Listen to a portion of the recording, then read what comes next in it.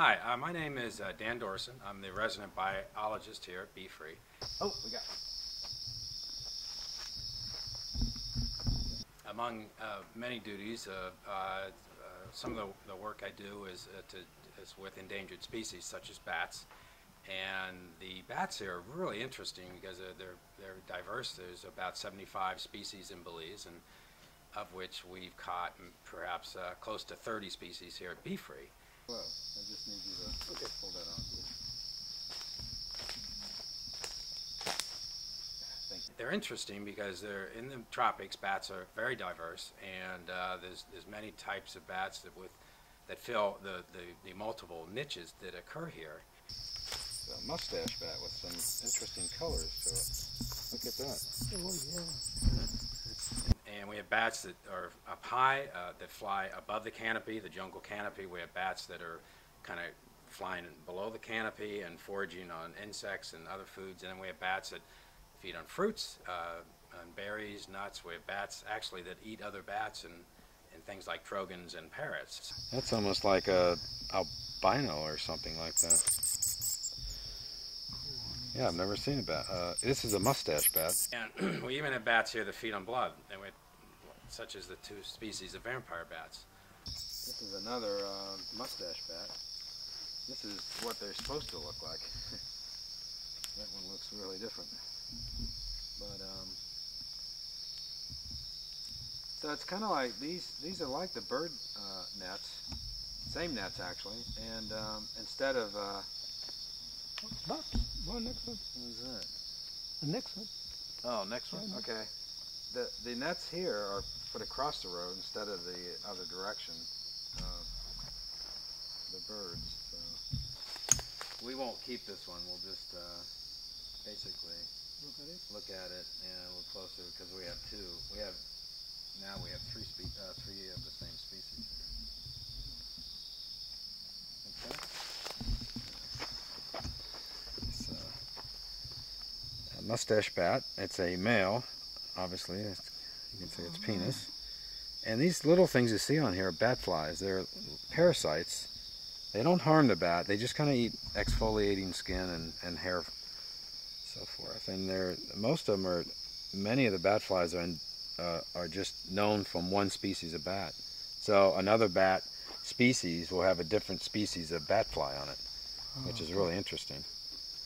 But These have a sharp teeth. they have very sharp teeth. Okay. A lot of people think that bats are flying mice or rats, but they're not. They're more closely related to primates than they are rodents.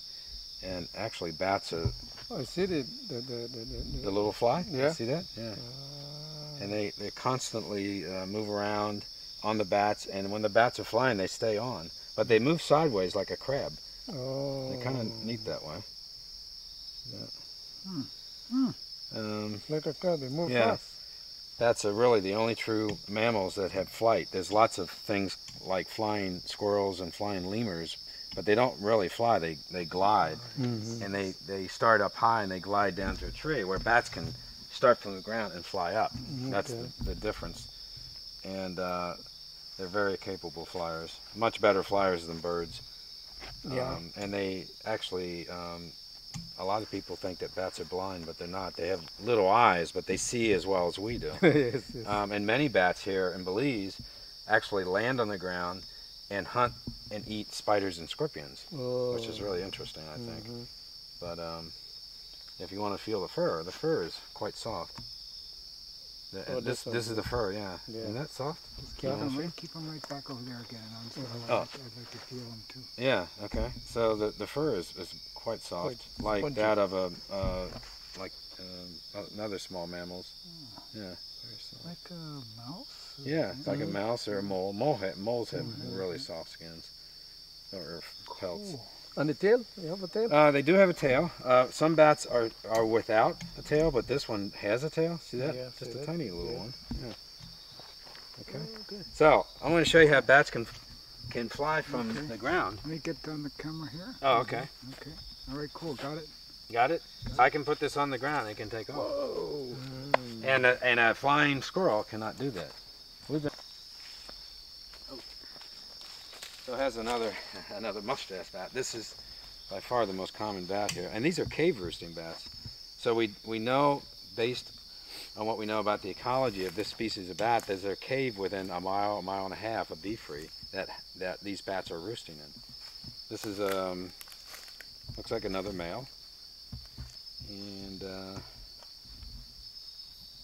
young, looks young. Oh, we did it again now? No, yet, no. Anyway, I can I'll let this one take off of my hand if you might want to see that. You just tell me when. Okay, hold on. Okay. Okay, go. Go. Okay. Whoa! Neat. It's not this one. Okay, so this is a mustache. Okay, could you zip that up? Hold on. So anyway, once again, we're looking at the bats. Hey, Judy, would you mind just pointing out some stuff for to look at? This looks like male. Okay. Maybe just point out where the forearm is, the elbow first. The elbow is there. Right there is the elbow. And then the forearm is Right this. here. Kind of measure it. Show them with your fingers that part. And they have the longest forearms of most any mammal on Earth. Their thumb. That's right there. Right there. And you can show that it has a little hook for hanging. Mm-hmm. Okay. And then they have the longest finger bones of any mammal on So the those are planet. its fingers. So very nice. Okay. Yeah. So mammals are the bats are not related to mice. They're long-lived. In fact, what we know about bats is that for their size, they're among the longest living mammals on Earth. And small little brown bats, which are about 2/3 the size of this mustache bat, live about 30 years. So that's pretty amazing for an animal this size. They have a fairly fast metabolism, or? No, they're not like shrews that have to eat constantly.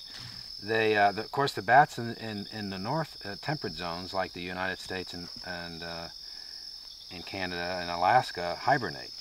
They go through true hibernation, where they have to store up body fat before they go into hibernation, and then they hibernate during the winter months, and that could be as long as 6 to 7, 8 months, depending on the how far north they are.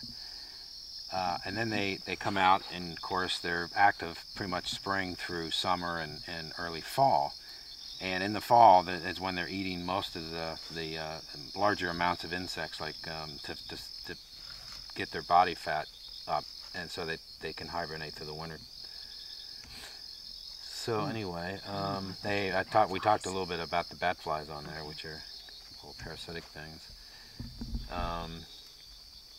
But most people think about bats and rabies, but less than 1% of bats carry rabies. In other words, if we have 100 bats here, chances are none of them are going to have rabies. And there are some species like vampire bats that occur here in Belize that might have a little higher percentage of rabies in their populations, but for the most part, bats are free of that. And most people that get rabies actually contract it from dogs and cats. And then in the wild, it's going to be from raccoons and skunks. So anyway, bats are very social by nature. They're the most diverse mammals on the planet. Of the 4,000 mammals that are described by science, about a quarter of those are bats, or about 950 species are bats. And so not only are they the most diverse and successful mammals on the planet, they comprise the largest numbers of mammals on the planet. And some caves, like in New Mexico, have 20 to 25 million bats in one cave system. And the number of insects they eat in one night is staggering. It's like measured in tons, megatons. So they're pretty amazing. But anyway, we'll let this one go. You got a good beat on it? Hold on a second. Okay, you just tell me when. Okay. Ready? Yeah. Okay. Come on, little fella. Be free. Okay, let's check the net again.